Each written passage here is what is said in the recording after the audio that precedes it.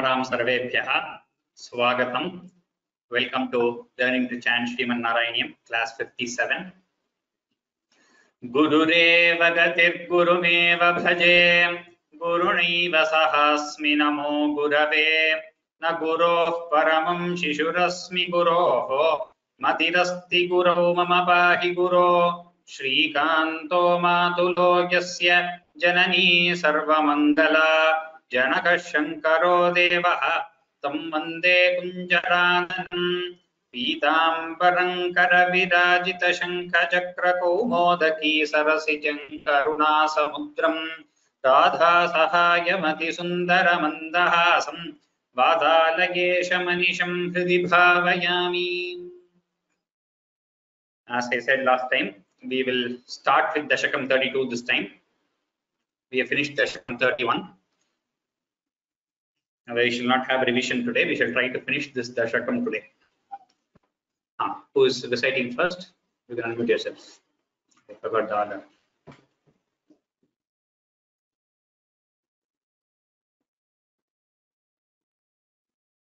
That is Spurti. Okay. Begin. We shall start.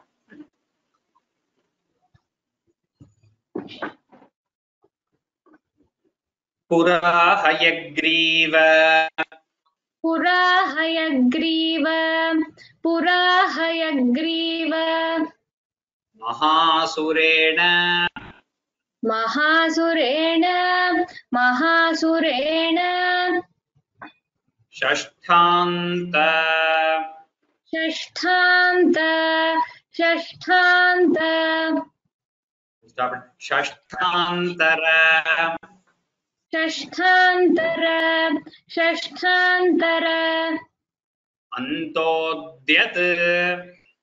Antodyat. Antodyat. Akandakalpe.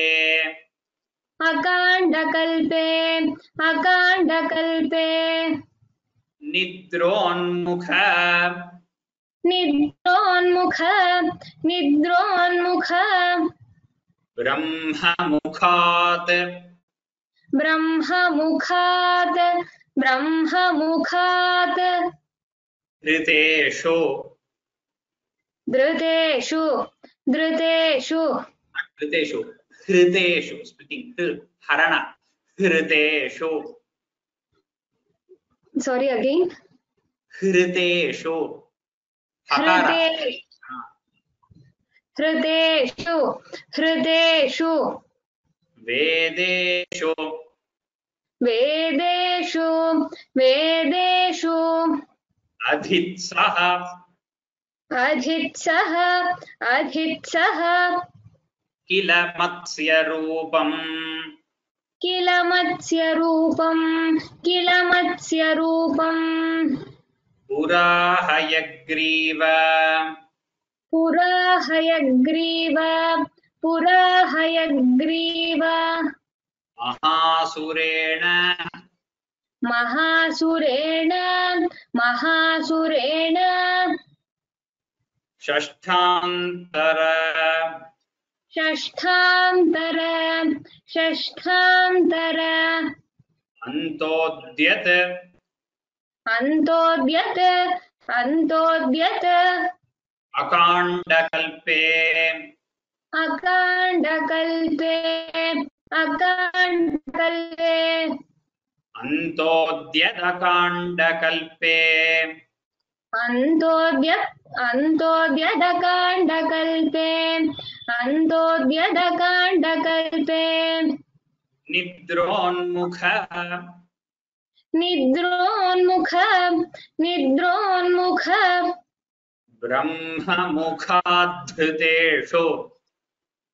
Brahmamukhadhriteshu. Brahmamukhadhriteshu. Vedeshvadhitsaha. Vedeshvadhitsaha. Vedeshvadhitsaha. Kila matsya rupam. Kila matsya rupam. Kila matsya rupam. Pura hayagriva mahasurena. पुरा हयग्रीवमहासुरेण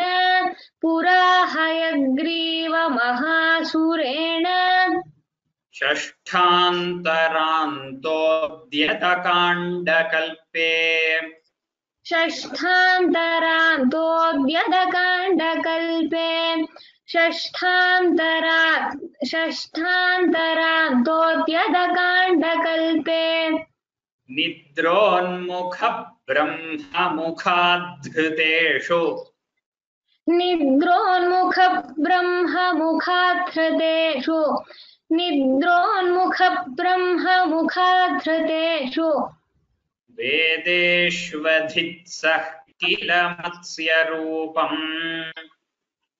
वेदेष्वधित्सः किल मत्स्यरूपम् वेदेष्वधित्सः किल मत्स्यरूपम् पुरा हयग्रीवमहासुरेण षष्ठान्तरान्तोऽद्यतकाण्डकल्पे निद्रोन्मुखब्रह्ममुखाधृतेषु वेदेष्वधित्सः किल मत्स्यरूपम्. Next, who is next? Anyway, I didn't say the Dashakam Chandas and this thing. 32nd Dashakam is Matsyavatara Katha. Chandas is Upajati. We have seen it in multiple places. Upajati is a mixture of Upendra Vajra and Indra Vajra. 11 letters. So smaller verses, very simple. We have seen it multiple times. We have seen such similar Chandas multiple times. It is one of the easier Chandas to both memorize and tell and read. Arjun.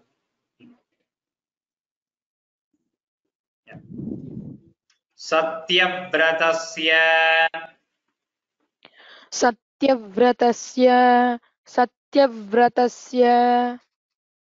द्रामीलाधिभर्तुः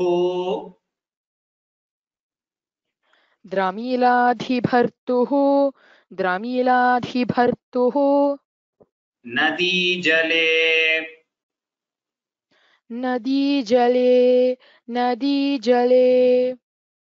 तर्पयतः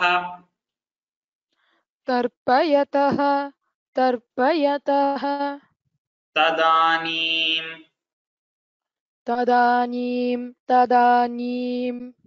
कराञ्जलौ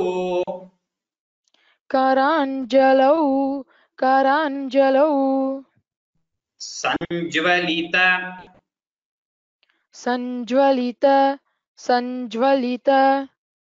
आकृतिस्त्वम्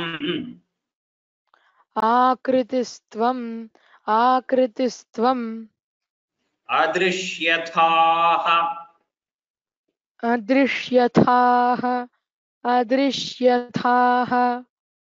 कश्चन बालमीनः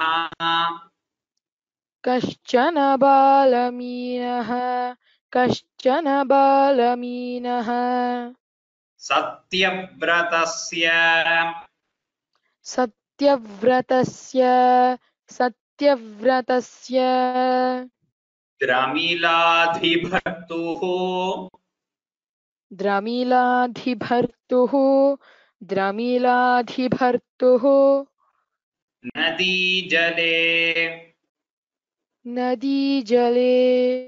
नदीजले तर्पयतस्तदानीं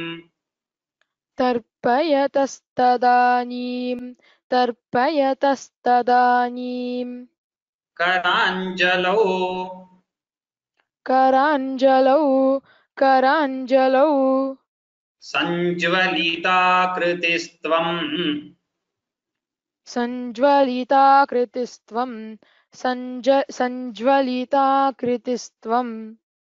अदृश्यथाः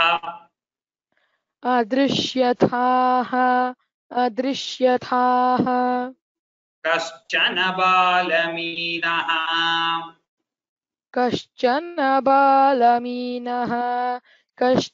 बालमीनः सत्यव्रतस्य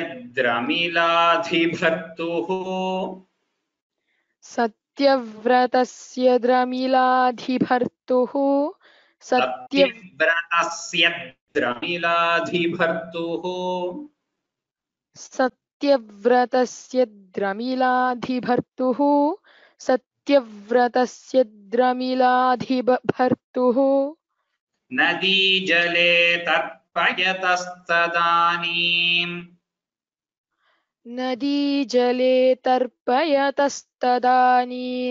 नदीजले तर्पयतस्तदानीं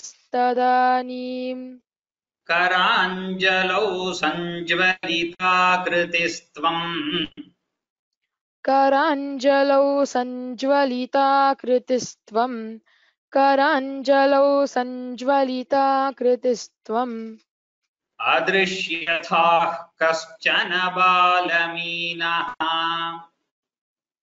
अदृश्यथाः कश्चन बालमीनः अदृश्यथाः कश्चन बालमीनः सत्यव्रतस्य द्रमिलाधिभर्तुः नदीजले तर्पयतस्तदानीं कराञ्जलौ तर्पयतस्तदानीम् नदीजले तर्पयतस्तदानीं कराञ्जलौ सञ्ज्वलिताकृतिस्त्वम् अदृश्यथाः कश्चन बालमीनः third श्लोक हर्षिता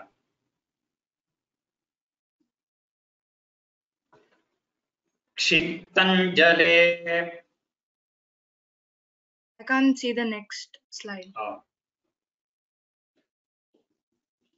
क्षिप्तञ्जले क्षिप्तञ्जले क्षिप्तञ्जले त्वाञ्चकितम् त्वाञ्चकितम् त्वाञ्चकितम् विलोक्य विलोक्य विलोक्य निन्येम्बो निन्येम्बो निन्येम्बो पात्रेण पात्रेण पात्रेण मुनिस्वगेहम् मुनिस्वगेहम् मुनिस्वगेहम् स्वल्पैः स्वल्पैः स्वल्पैः अहोभिः अहोभिः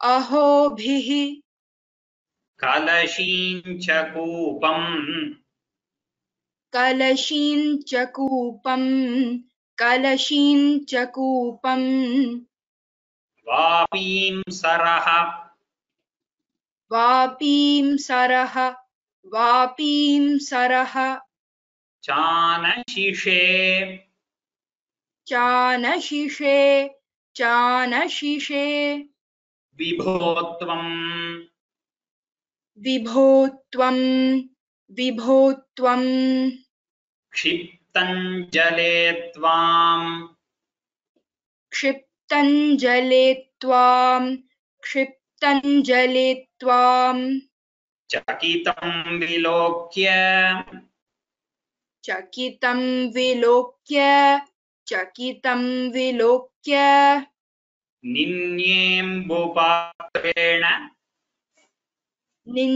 निन्येम्बुपात्रेण निन्येम्बुपात्रेण मुनिस्वगेहम् मुनिस्वगेहम् मुनिस्वगेहम् स्वल्पैरहोभिः स्वल्पैरहोभिः स्वल्पैरहोभिः कलशीञ्च कूपम् कलशीञ्च कूपम् कलशीञ्च कूपम् वापीं सरश्च वापीं सरश्च वापीं सरश्च अनशिषे विभो त्वम् अनशिषे विभो त्वम् अनशिषे विभो त्वम् क्षिप्तञ्जले त्वाञ्चकितं विलोक्य क्षिप्तञ्जले क्षिप्तञ्जले त्वाञ्चकितं विलोक्य क्षिप्तञ्जले त्वाञ्चकितं विलोक्य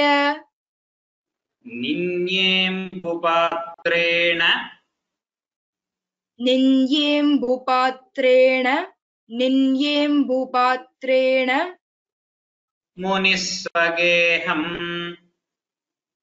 मुनिस्वगेहम् मुनिस्वगेहम्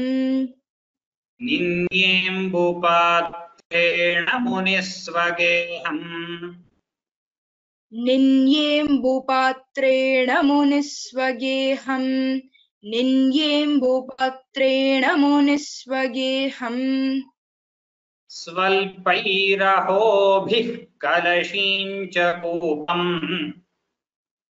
स्वल्पैरहोभिः कलशीञ्च कूपम् स्वल्पैरहोभिः कलशीञ्च कूपम्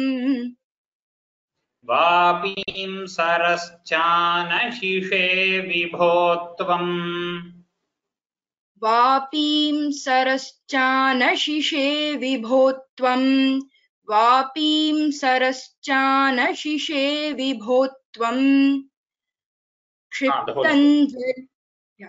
क्षिप्तञ्जले त्वां चकितं विलोक्य निन्येम्बुपात्रेण मुनिस्वगेहम् स्वल्पैरहोभिः कलशीञ्च कूपम् वापीं सरश्चानशिषे विभो त्वम्.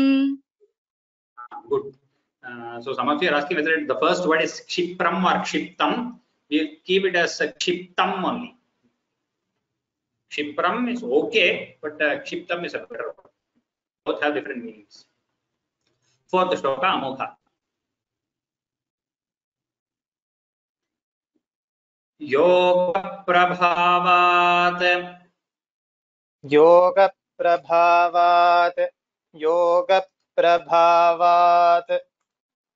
भवदाज्ञया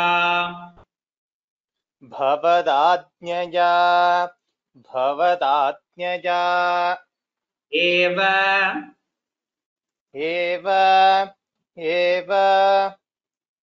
नीतः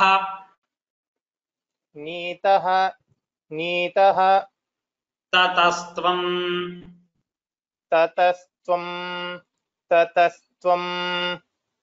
मुनिना पयोधिम्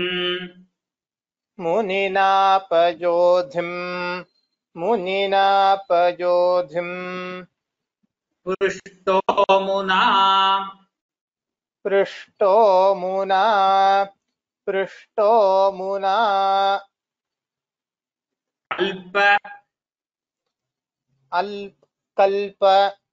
कल्प दिदृक्षुमेनम्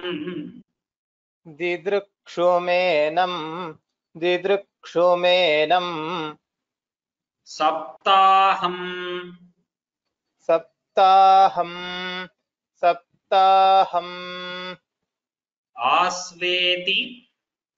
आस्वेति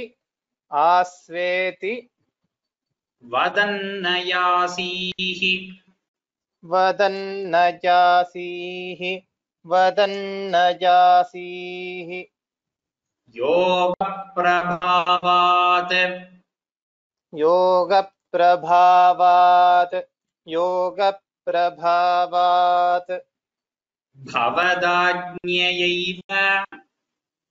भवदाज्ञयैव नीतस्ततस्त्वम्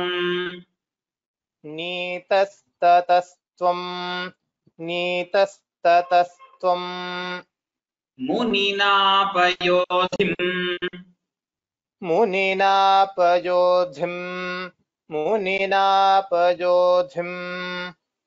पृष्टो मुना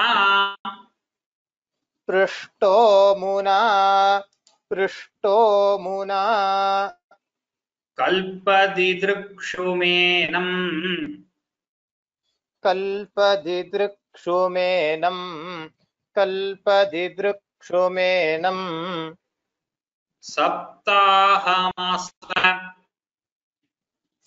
सप्ताहमास्व सप्ताहमास्व इति वदन्न यासीः इति वदन्न जासीः इति वदन्न जासीः योगप्रभावाद्भवदाज्ञयैव योगप्रभावाद्भवदाज्ञयैव योगप्रभावाद्भवदाज्ञयैव नीतस्ततस्त्वं मुनिना पयोधिम् नीतस्ततस्त्वं मुनिना पयोधिम् नीतस्ततस्त्वं मुनिना पयोधिम् पृष्टो मुना कल्पदिदृक्षुमेनम् पृष्टो मुना कल्पदिदृक्षुमेनम् पृष्टो मुना कल्पदिदृक्षुमेनम् सप्ताहमास्वेति वदन्न यासीः सप्ताहमास्वेति वदन्न जासीः सप्ताहमास्वेति वदन्न जासीः योगप्रभावात् भवदाज्ञयैव नीतस्ततस्त्वं मुनिना पयोधिम् पृष्टो मुना कल्पदिदृक्षुमेनम् सप्ताहमास्वेति वदन्न जासीः. Good. The last line, that asva saptaham asva iti, is the three padas there, three words. The asva might have two sakaras, that is a sakara along with another sakara. I just try to write it there, but the pronunciation will not change much, because anyway, since it's a samyuktakshara, you have to say it as a double sakara, but the word itself might be asva. If there is a correction, I will correct it, but as I said, pronunciation will not differ much, because anyway, since it is samyuktakshara, you have to say saptahamasveti. So you say it as saptahamasveti vadannayasihi. So don't worry about the pronunciation, remains same, whether it is single sakara or double sakara. I will get to it. It's a little grammatically little technical. Just see that and get back. Next shloka, Spurti, fifth shloka. प्राप्ते प्राप्ते प्राप्ते त्वदुक्ते हनि त्वदुक्ते हनि त्वदुक्ते हनि वारिधारा वारिधारा वारिधारा परिप्लुते परिप्लुते परिप्लुते भूमितले भूमितले भूमितले मुनीन्द्रः मुनीन्द्रः मुनीन्द्रः सप्तर्षिभिः सप्तर्षिभिः सप्तर्षिभिः सार्धं सार्धं सार्धं अपारवारिणि अपारवारिणि अपारवारिणि उद्घूर्णमानः उद्घूर्णमानः उद्घूर्णमानः शरणं शरणं शरणं ययौ त्वां ययौ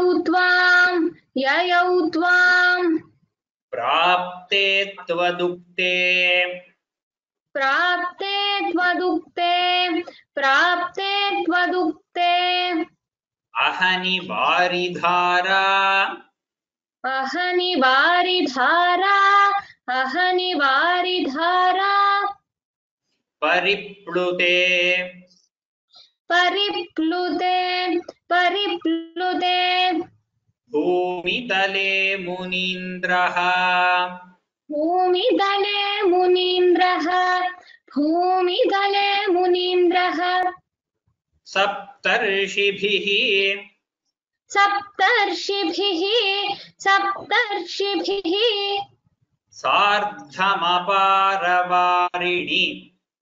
सार्धमपारवारिणि सार्धमपारवारिणि उद्घूर्णमानः उद्घूर्णमानः उद्घूर्णमानः शरणं ययौ त्वाम् शरणय्ययौ त्वां शरणय्ययौ त्वाम्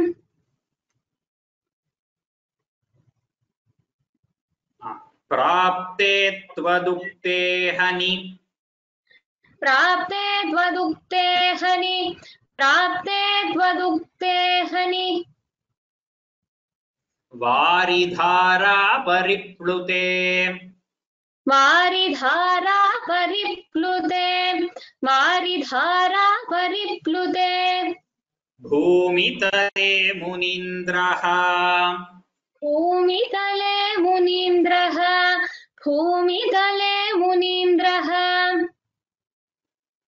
प्राप्ते त्वदुक्ते हनि वारिधारा परिप्लुते भूमितले मुनीन्द्रः प्राप्ते त्वदुक्ते हनि वारिधारा परिप्लुते भूमितले मुनीन्द्रः प्राप्ते त्वदुक्ते हनि वारिधारा परिप्लुते भूमितले मुनीन्द्रः सप्तर्षिभिः सार्धम् सप्तर्षिभिः सार्धम् सप्तर्षिभिः सार्धम् अपारवारिण्युद्घूर्णमानः अपारवारिण्युद्घूर्णमानः अपारवारिण्युद्घूर्णमानः शरणं ययौ त्वाम्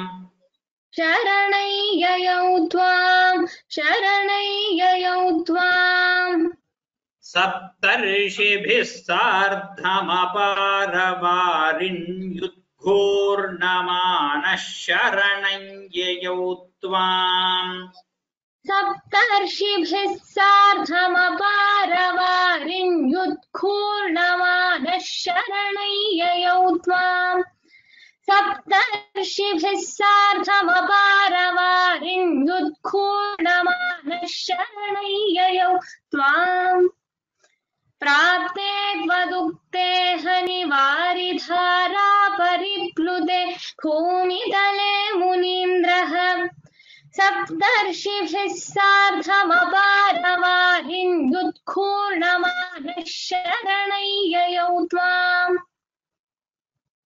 Okay, good. I think all of you understood. Most of the books will have it as Varinyudghurnamanaha only. They won't split the Santhi. We can split the Santhi like this, but then we get 12 letters in this line if we do that. So while teaching, we split the Santhi. While telling, we tell it together as it is there in your printed books. So that Ni and O together become Varinyudghurnamanaha. I hope there is no confusion there. Next, Sloka 6, Arjun.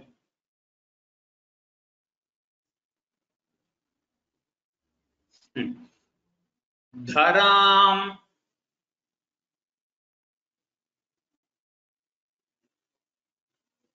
can't hear you Arjun.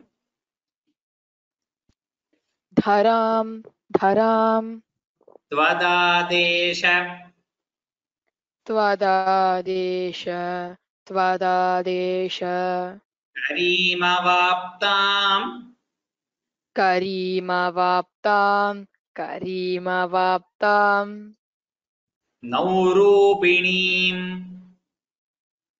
नौरूपिणीं नौरूपिणीं आरुरुः आरुरुहुः आरुरुर् आरुः आरुरुहुः आरुरुहुः तदाते तदाते तदाते कंप तत्कम्प तत्कम्प कम्प्रेषु कम्प्रेषु कम्प्रेषु च तेषु भूयः च तेषु भूयः च तेषु भूयः त्वमम्बुधेः त्वमम्बुधेः त्वमम्बुधेः आविर्भूः आविर्भूः आविर्भूः महीयान् महीयान् महीयान् धरान्त्वत् धरान्त्वद् धरान्त्वद् आदेशकरीम् आदेशकरीम् आदेशकरीम् अवाप्ताम् अवाप्ताम् अवाप्ताम् नौरूपिणीम् नौरूपिणीम् नौरूपिणीम् आरुरुहुः आरुरुहुः आरुरुहुः तदा ते तदा ते तदा ते आरुरुहुस्तदा ते आरुरुहुस्तदा ते आरुरुहुस्तदा ते तत्कम्पकम्प्रेषु तत्कम्पकम्प्रेषु तत्कम्पकम्प्रेषु च तेषु भूयः च तेषु भूयः च तेषु भूयः त्वमम्बुधेः त्वमम्बुधेः त्वमम्बुधेः आविर्भूः आविर्भूः आविर्भूः महीयान् महीयान् महीयान् आविर्भूर्महीयान् आविर्भूर्महीयान्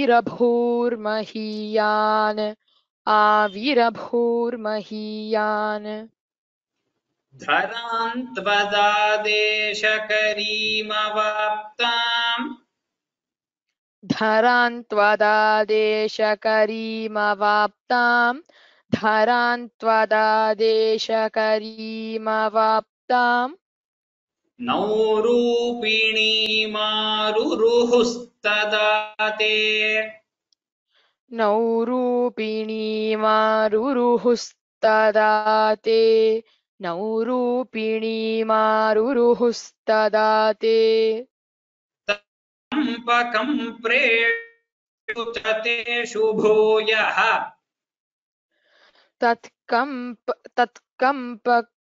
तत्कम्पकम्प्रेषु च तेषु भूयः तत्कम्पकम्प्रेषु च तेषु भूयः त्वमम्बुधेराविर्भूर्महीयान् त्वमम्बुधेराविर्भूर्महीयान् त्वमम्बुधेराविर्भूर्महीयान् धरान्त्वदादेशकरीमवाप्ताम् नौरूपिणीमारुरुहुस्तदा ते तत्कम्पकम्प्रेषु च तेषु भूयः त्वमम्बुधेराविर्भूर्महीयान्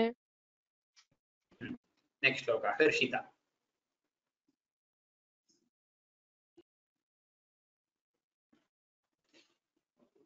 झषाकृतिम् झषाकृतिम् झषाकृतिम् योजन योजन योजन लक्षदीर्घम्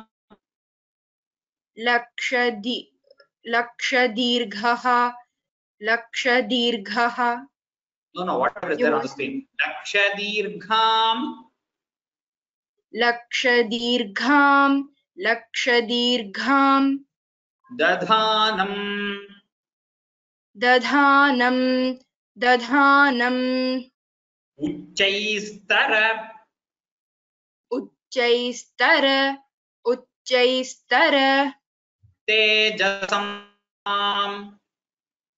तेजसं त्वां तेजसं त्वां निरीक्ष्य निरीक्ष्य निरीक्ष्य तुष्टा मुनयः तुष्टामुनयः तुष्टामुनयः त्वदुक्त्या त्वदुक्त्या त्वदुक्त्या त्वत्तुङ्गशृङ्गे त्वत्तुङ्गशृङ्गे त्वत्तुङ्गशृङ्गे तरणिं तरणिं तरणिं बबन्धुः बबन्धुः बबन्धुः झषाकृतिं झषाकृतिं झषाकृतिं योजनलक्षदीर्घां योजनलक्षदीर्घां योजनलक्षदीर्घां दधानमुच्चैस्तर दधानमुच्चैस्तर दधानमुच्चैस्तर तेजसं त्वां तेजसं त्वां तेजसं त्वां निरीक्ष्य तुष्टाः निरीक्ष्य तुष्टाः निरीक्ष्य तुष्टाः मुनयस्त्वदुक्त्या मुनयस्त्वदुक्त्या मुनयस्त्वदुक्त्या त्वत्तुङ्गशृङ्गे त्वत्तुङ्गशृङ्गे त्वत्तुङ्गशृङ्गे तरणिं बबन्धुः तरणिं बबन्धुः तरणिं बबन्धुः झषाकृतिं योजनलक्षदीर्घां झषाकृतिं योजनलक्षदीर्घां झषाकृतिं योजनलक्षदीर्घां दधानमुच्चैस्तरतेजसं त्वाम् दधानमुच्चैस्तरतेजसं त्वां दधानमुच्चैस्तरतेजसं त्वां निरीक्ष्य तुष्टा मुनयस्त्वदुक्त्या निरीक्ष्य तुष्टा मुनयस्त्वदुक्त्या निरीक्ष्य तुष्टा मुनयस्त्वदुक्त्या त्वत्तुङ्गशृङ्गे तरणिं बबन्धुः त्वत्तुङ्गशृङ्गे तरणिं बबन्धुः त्वत्तुङ्गशृङ्गे तरणिं बबन्धुः झषाकृतिं योजनलक्षदीर्घां दधानमुच्चैस्तरतेजसं त्वां निरीक्ष्य तुष्टा मुनयस्त्वदुक्त्या त्वत्तुङ्गशृङ्गे तरणिं बबन्धुः Good. Next. Amogha or Ramya. Ramya.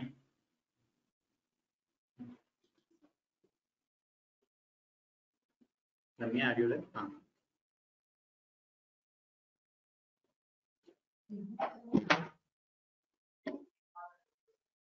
आकृष्टनौकः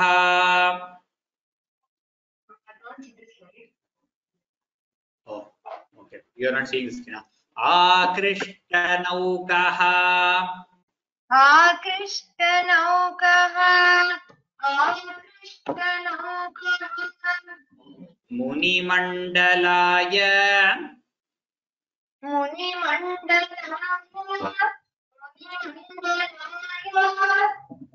प्रदर्शयन्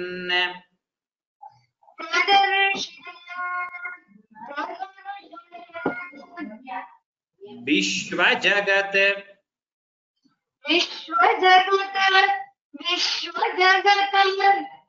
विभागान्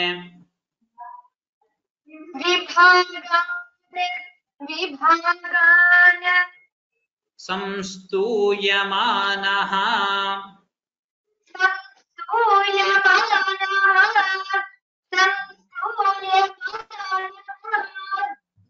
नृवरेण तेन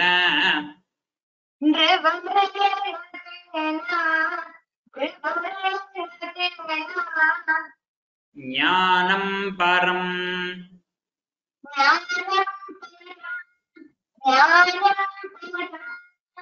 चोपदिशन्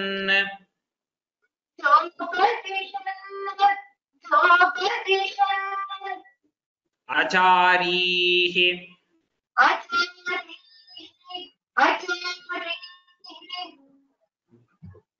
try to put earphone. आकृष्टनौकः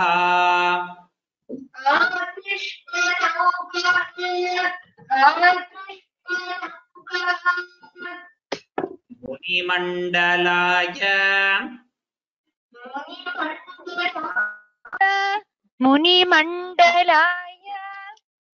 प्रदर्शयन्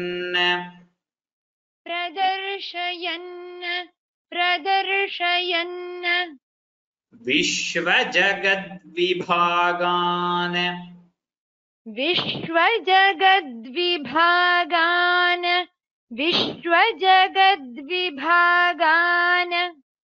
संस्तूयमानः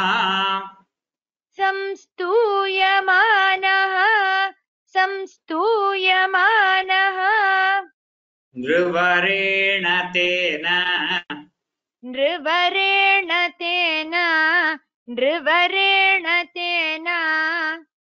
ज्ञानं परम्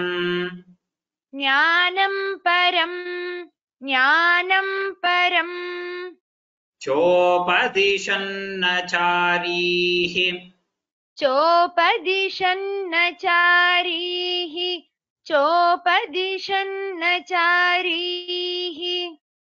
आकृष्टनौको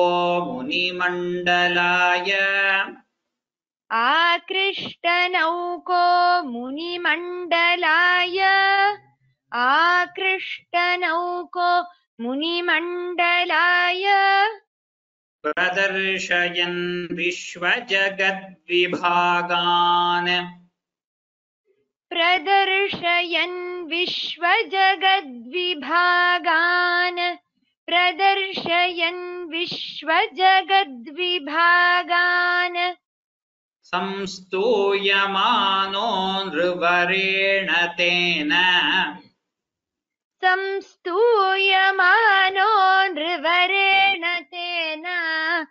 संस्तूयमानो नृवरेण तेन ज्ञानं परञ्चोपदिशन्नचारीः आकृष्टनौको मुनिमण्डलाय प्रदर्शयन् विश्वजगद्विभागान् संस्तूयमानो नृवरेण तेन ज्ञानं परं चोपदिशन्नचारीः.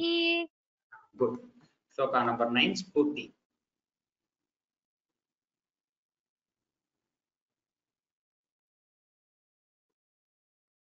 Spurti.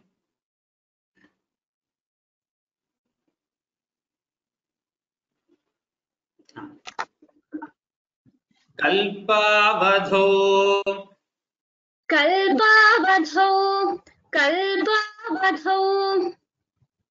सप्तमुनीन्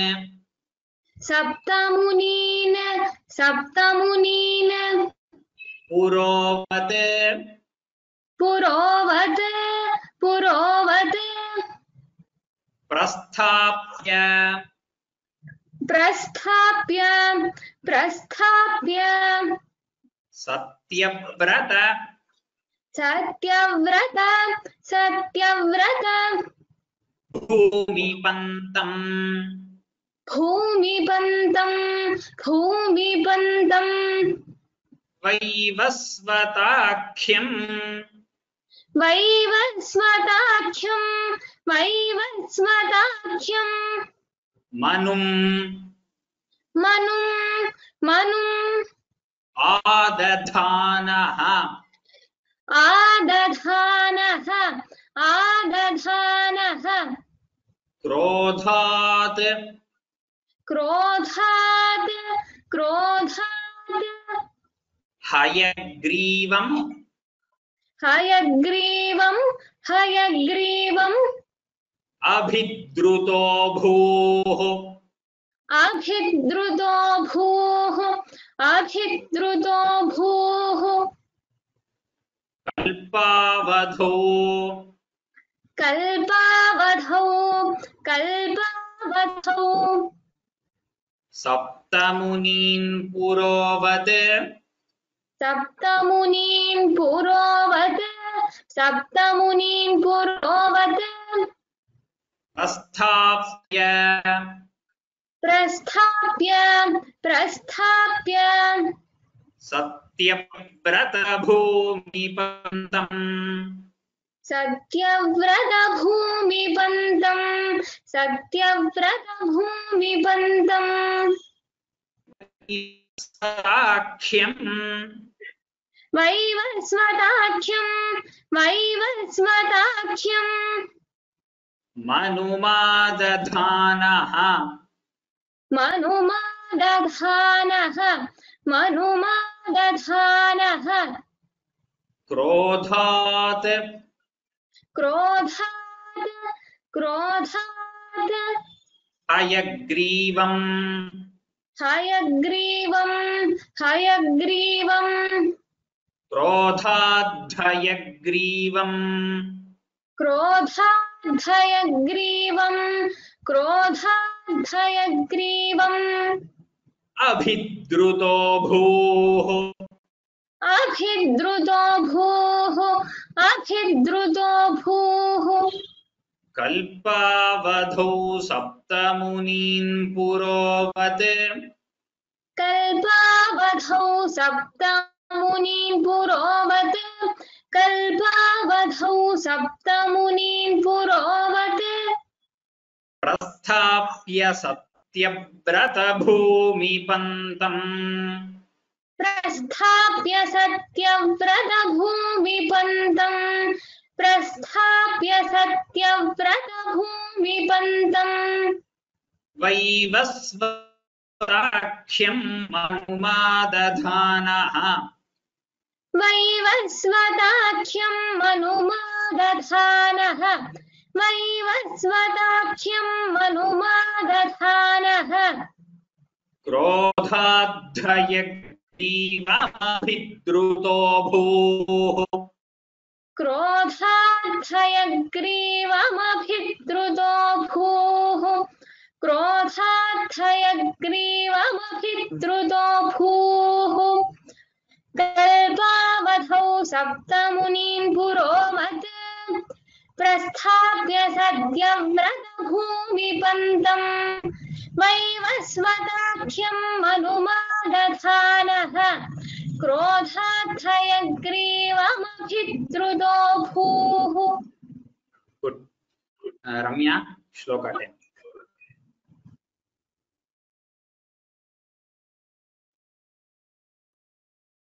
Ramya, Swatunga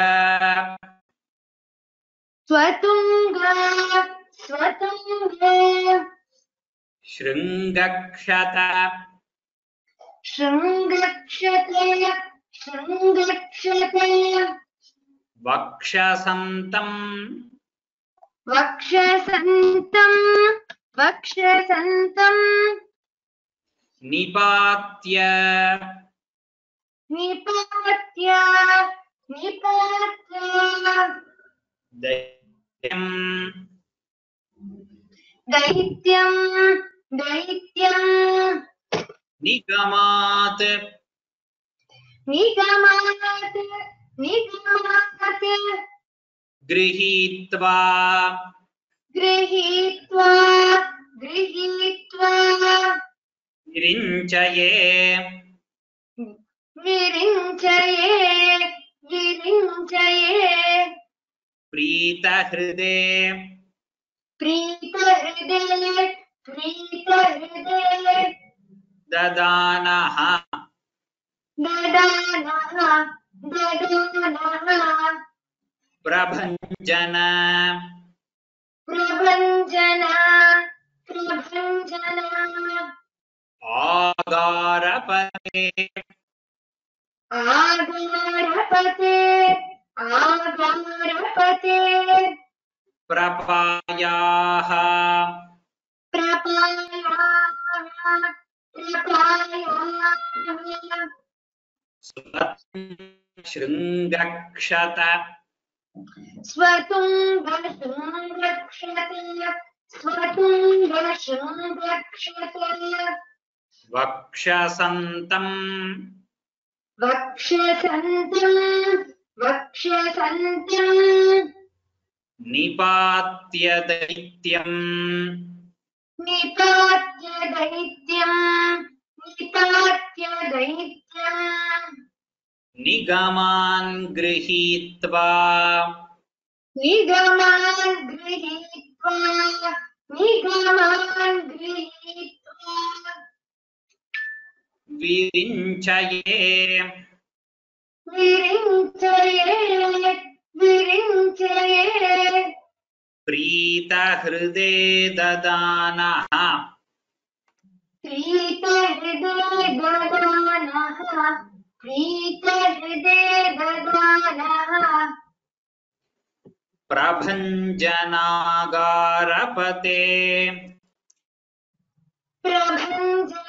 प्रभञ्जनागारपते प्रभञ्जनागारपते प्रपायाः प्रपायाः प्रपायाः स्वतुङ्गशृङ्गक्षतवक्षसन्तम्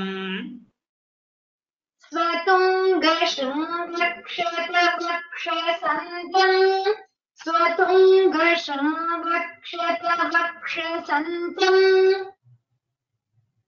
निपात्य दैत्यं निगमान् गृहीत्वा निपात्य दैत्यं निगमान् गृहीत्वा निपात्य दैत्यं निगमान् गृहीत्वा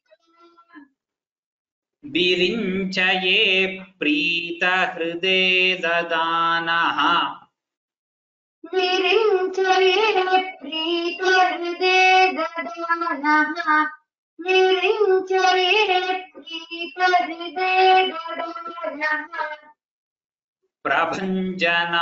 प्रभञ्जनागारपते प्रपायाः प्रभञ्जनागारपते प्रपायाः प्रभञ्जनागारपते प्रपायाः स्वतुङ्गशृङ्गक्षतवक्षसन्तं निपात्य दैत्यं निगमान् गृहीत्वा विरिञ्चये प्रीतहृदे ददानः प्रभञ्जनागारपते प्रपायाः हाँ, very good. इति श्रीमन्नारायणीये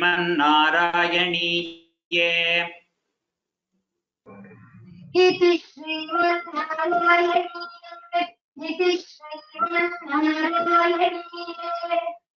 मत्स्यावतारम् नाम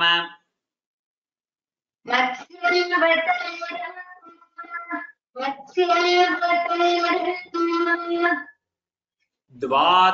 द्वात्रिंशतितमम्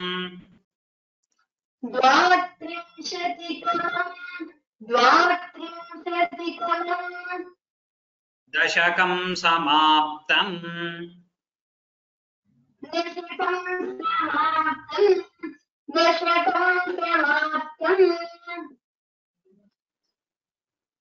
इति Full line. श्रीमन्नारायणे वत्स्यावतारम् द्वात्रिंशतितमं द्विशतं नारायणाखिलगुणो भगवन्नमस्ते. Good. Next, we'll see one shloka in 33rd dashakam, त्रयस्त्रिंशत्तमं dashakam, Ambarish Charitam. The chandas is Vasanta Tilaka. We have seen in many multiple times of this, so it should be simple. One verse we will see here. Amogha. Vaivasvatakhya वैवस्वताख्य Manuputra मनुपुत्र Nabhagajata नभागजात Nabhaganamaka नाभागनामक Narendra Sutaha नरेन्द्रसुतः Ambarishaha अम्बरीषः Saptarnava सप्तार्णव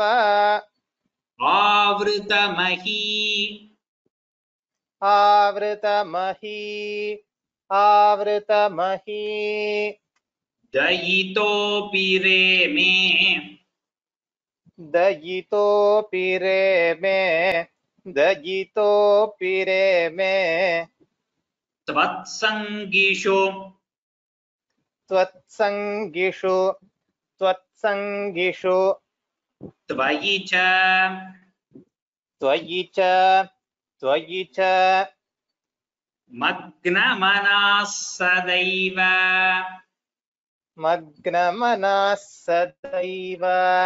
मग्नमनः सदैव Vaivasvatakhya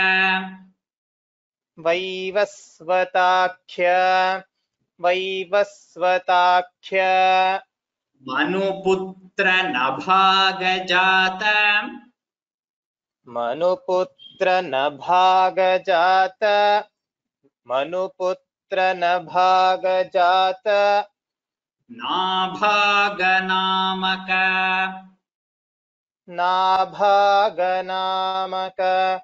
नाभागनामक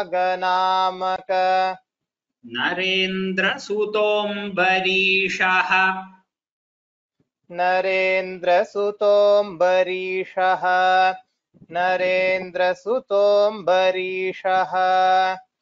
Saptarnavavritamahi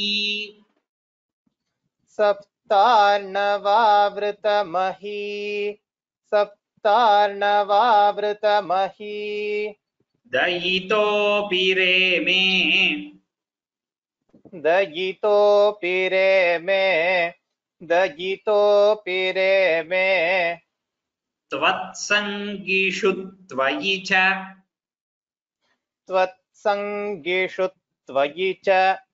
त्वत्सङ्गिषु त्वयि च Magnamanas Sadaiva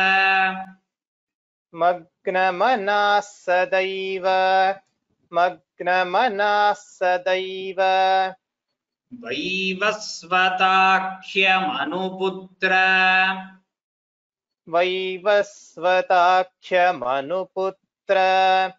वैवस्वताख्यमनुपुत्र Nabhagajata Nabhaganamaka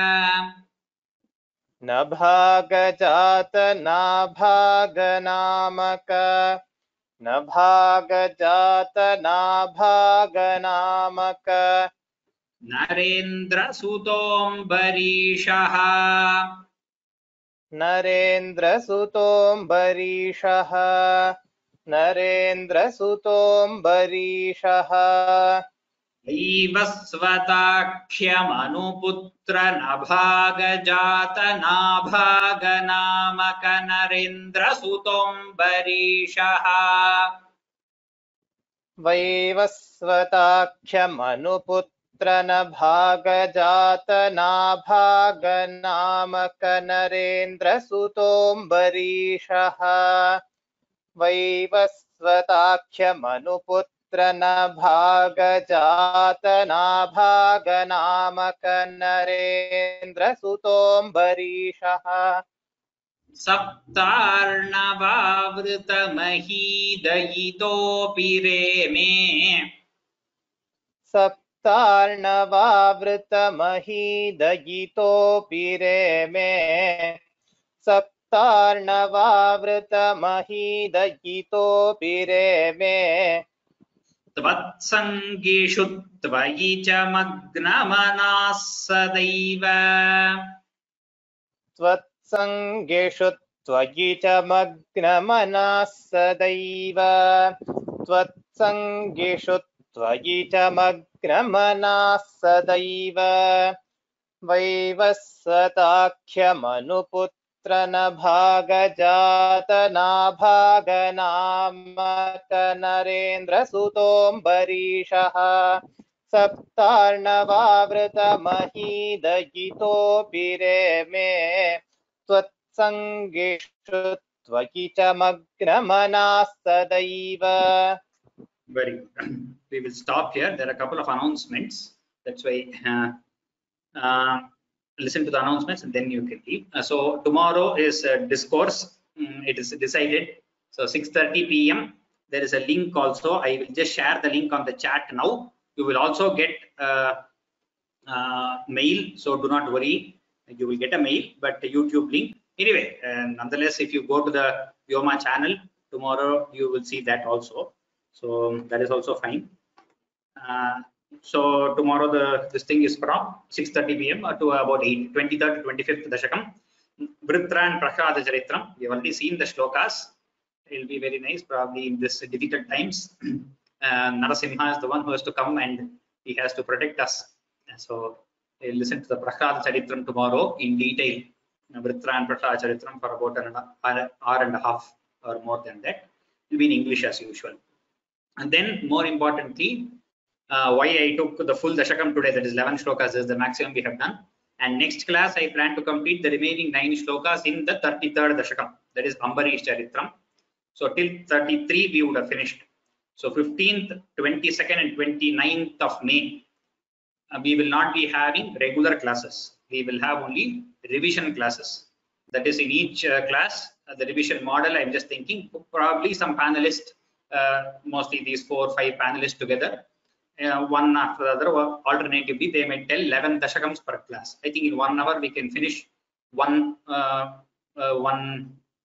parayanam of 11 dashakams. That is good speed. It will be proper the right speed, 11 dashakams in 1 hour. Similarly 15th, 22nd and 29th May.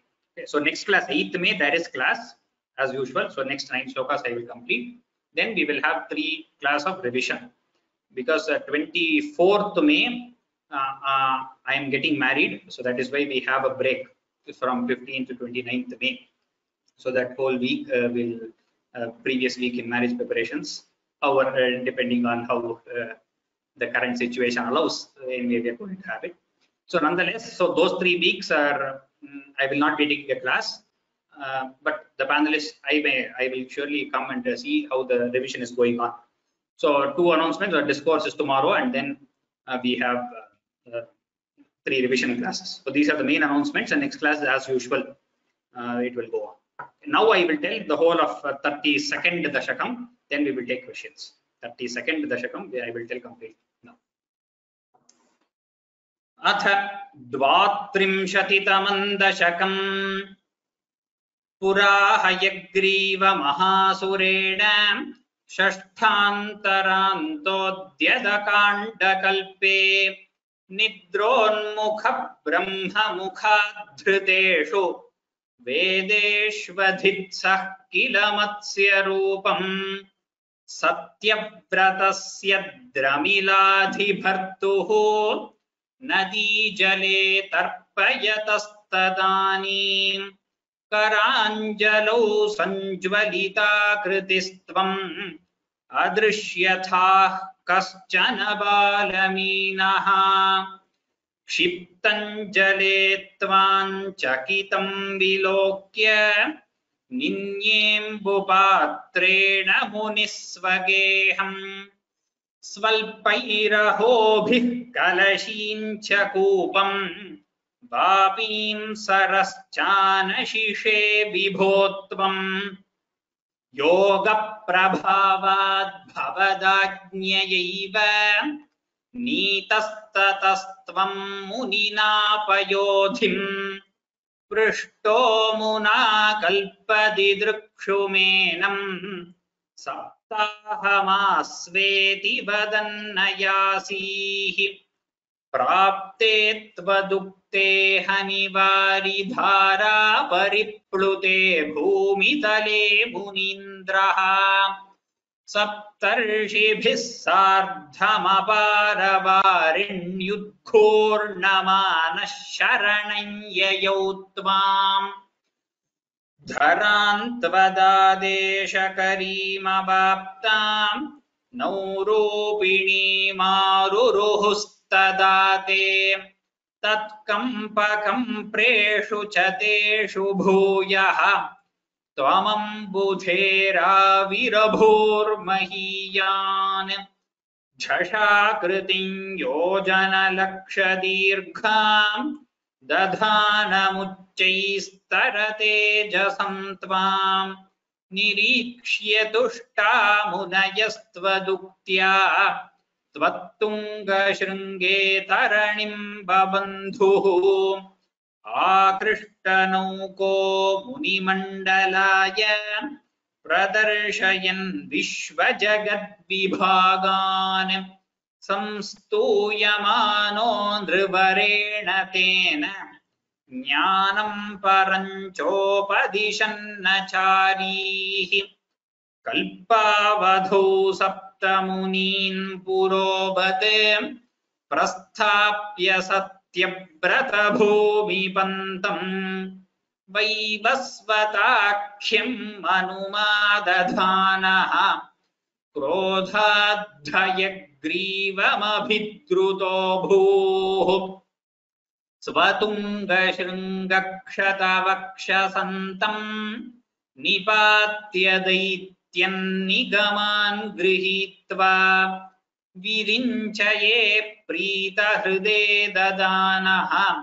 प्रभञ्जनागारपते प्रपायाः इति श्रीमन्नारायणीये मत्स्यावतारम् नाम 32तमं दशकं समाप्तम्। नारायणाखिलगुरो भगवन्नमस्ते। We'll see this one shloka also. वैवस्वताख्यमनुपुत्र नभागजात नाभागनामक Narendra सुतोऽम्बरीशः सप्तार्णवावृतमहीदयितोऽपि रेमे त्वत्सङ्गिषु त्वयि च मग्नमनाः सदैव। I just see if there are any questions. Okay, you can lift your hands if anybody has any questions regarding Narayana. You can lift your hands. We'll mostly not have student recitation today. We'll see, maybe next class we can have some, depending on the time. Any questions anybody has, you can raise your hand. A lot of questions. Lalita Shankaran, I hope that is Lali SAMK. After that, Lakshmi MG. Lali Shank, you can unmute yourself. You're self-muted.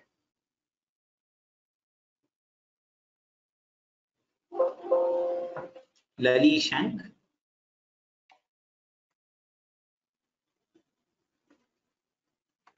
Okay, then Lakshmi MG, you can unmute yourself.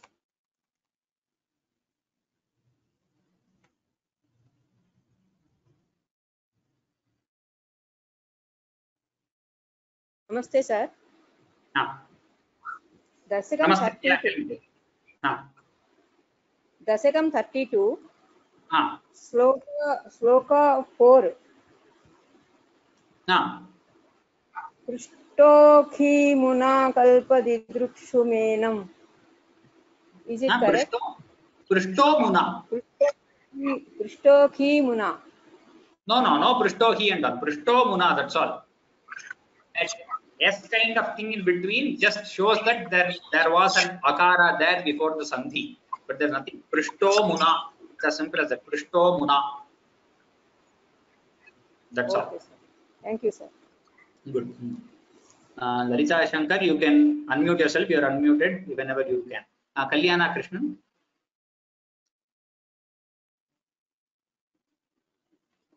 Namaste, sir. Kalyana. Hello, can you hear? Yes, I can. Namaste. Yes. Hi, good morning to you. Thank you very much again for your recitation teaching. We are enjoying everything immensely. And more importantly, I just want to pass on our congratulations to you and your new bride, end of May. Yes. And we wish you the best of life for you and your new bride for the future. And also, I understand that you are finishing up your PhD program. I am at the end. It's the beginning of the end. Hopefully, sometime another 3-4 months. Oh, this is fantastic! So it's quite an accomplishment being able to finish up your communications PhD program, getting married, and doing the Parayana and the Vyakhyana and the teaching of the Narayaniam. This is all absolutely divine, I should say. Thank you. So it's with that, it does an encouragement of people like you. Yes.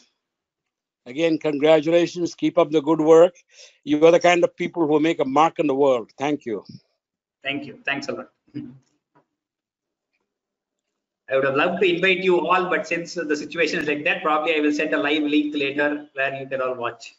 Otherwise, I would have given an invitation, but it is not possible in the current situation. Ram. Gayatri Rajmohan. Then Soundarya after Gayatri Rajmohan. Guruji, namaskaram.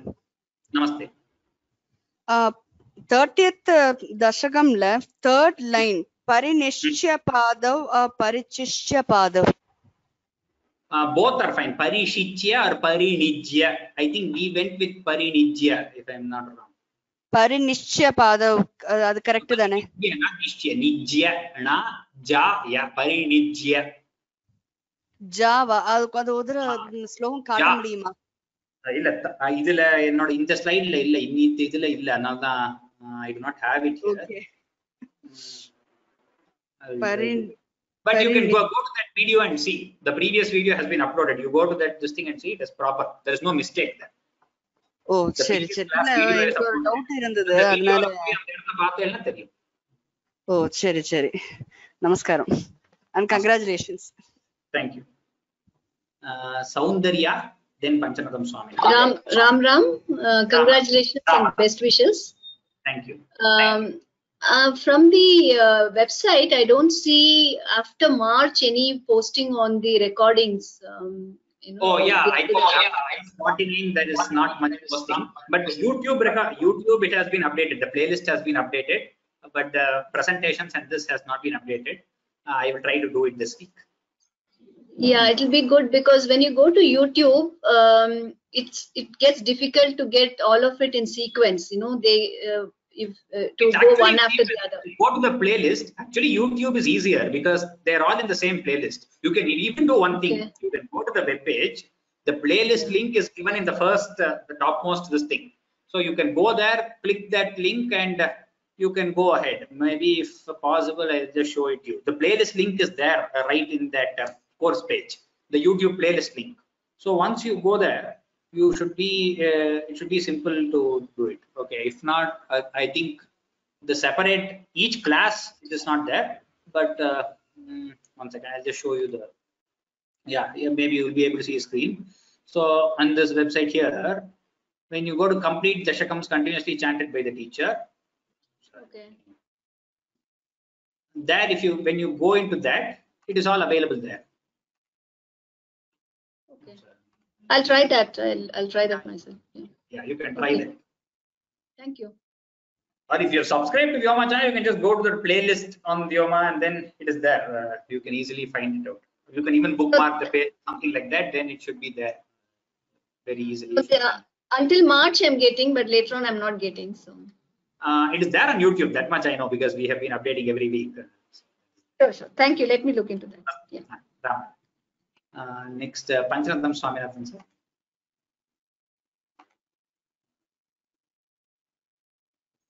Ram Ram. Can you hear me? Yes, I can. Yeah. Dashakam 32, fourth shloka, Yes. you said about Asveti, the double sakara, right? Yeah. So how do you do the, is it, how do you do the aha, sva, iti, or No. The verb itself is asva. It is as dhatu plus sva is this thing there. Asva is, I think, in Lod Lakara, Atmanepadi, if I'm not wrong, but something like that. But asva itself is the verb. That's why I was confused. SN Shastri has just asva like on the screen. But the point is the verb itself is double sakara. There is an as, there is a sva. So it's asva is one single verb. It's a verb. Yeah, I know. When you said it, first you said saptaham asveti. Then second time you said saptaham asva iti.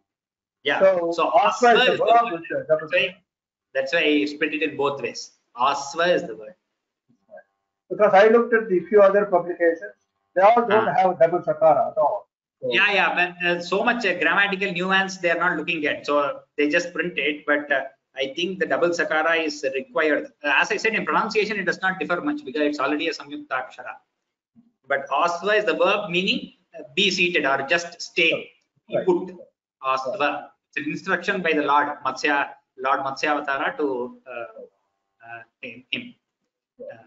anyway, yeah. Congratulations in order. And what is your topic on PhD? Are you doing in Sanskrit or some other language subject? No, my PhD is in artificial intelligence and bioinformatics. So you never had a inclination to do something using Sanskrit and artificial intelligence? And that is there, but that is not mainstream as an academic this thing. That is separate. I know. I mean, this is a fantastic combination. I mean, you are so accomplished with your AI and this one. Anyway, congratulations. Who is going to be the lucky bride? Anybody new in the class or? Yeah, maybe you all will get to know soon when I send out a link. I know it's a public place. You may not want to announce. That's good. I mean, congratulations. Yes, we would love to, but I'm living 10,000 miles away from you. But are you going to be in Bangalore or Chennai? No, it's going to be in Karur. Oh, but then you must be Tamil Nadu. Yes. Anyway, congratulations. Keep up the great service to the language and the science. Thank you. Bhagavad Kripa, Bhagavad Ananda. Dhanyavad. Gayatri Rajmohan, then Maithili Kaza. Gayatri Rajmohan, I think you already spoke. No, I have one more question. I forgot to ask the 10, so I've asked you again. Sanskrit நீங்க எடுக்கிற எல்லா வியோமால எடுத்துட்டு இருக்காளா Sanskrit classes ஏதாவது? Vyoma is taking multiple Sanskrit classes. I am not teaching through Vyoma, nor am I taking any other Sanskrit classes currently. But Vyoma has in for all levels, from basic Aksharabhyasa, writing letters, to kids playing with games, and then reader 1, reader 2, all levels, multiple levels, in whichever. So Sanskrit point இருக்கு இல்லையா? Sanskrit classes அவளது வியோமாது point இருக்கா? Yes. Please go to the website and check. I will show you the website. If you go to the website here, the main page, you can go to courses by subject, by level. You can say basic, intermediate, Shastra, advanced, by type. You can go to each of these and see which are the courses you best want. And if you want by CD to yourself, you can go to digitalsanskritguru.com. Okay. Sanskritguru.com. It has all the Vyoma products. So if you want to buy it in pen drive or CD and then listen in your own computer in your own time, because these CDs have exercises and other things. So for children from level and everything, you can use for some lessons. It's have a lot of exercises which you can work with and all that. So website, you just go into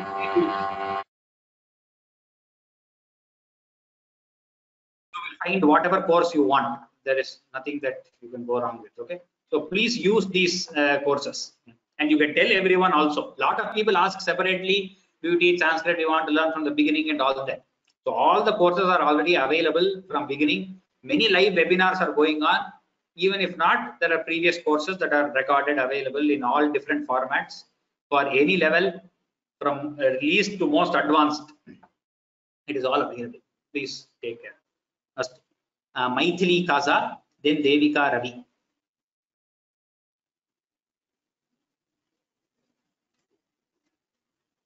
Maithili Kaza, you can unmute yourself, or Devika Ravi, you can unmute yourself.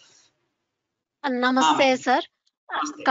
First of all, enjoying the Narayanam lessons so well, and you're teaching so excellently. I can't ask for more. We are all blessed by your knowledge and everything. And most importantly, congratulations on your great achievements. You're a prerana to all of us. So much you can achieve at such a young age, and wish you a very long and happy married life. Thank you very much. Namaskaram. Blessings and wellness. Thank you. Thank you. Who's Devika Ravi, then Jyoti Shanai.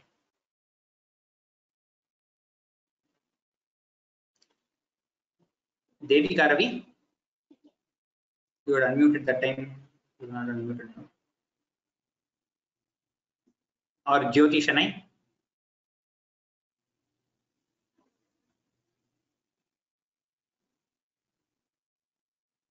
Jyoti Shanai or Devika Ravi, are you able to hear me? Suddenly, no response.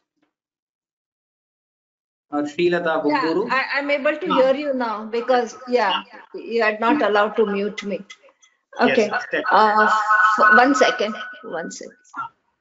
Mahodaya, can you hear me now, Devika Ravi? We'll go with Jyoti and then we'll go to Devika. You can keep yourself unmuted. Okay. Ram Ram Guruji. Ram Ram. Before I start the question, let me congratulate you and our best wishes.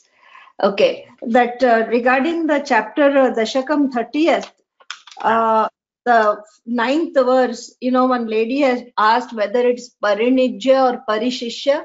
We went with Parishishya because we went with Parishishya because Shastri's book said Parinijya, but we have gone with Parishishya. Okay, as I said, both are fine. Both are proper and different. Yeah. And the second question is, whenever I always go to your Vyoma, the one which you have updated, because whenever I have gone to YouTube, I don't know, I start getting the ads and all that.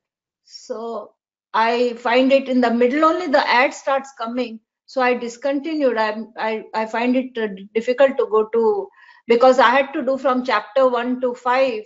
So whenever I went for that, because I joined only at little late after 5 chapters, but I'm finding that ad starts coming. So ad is YouTube's. It is not in our control, but I understand. Maybe if you put it in your website, so maybe it's coming. There is also another way of going around that. If you there is a browser called Brave. If you put the YouTube videos on that browser, then ads never come.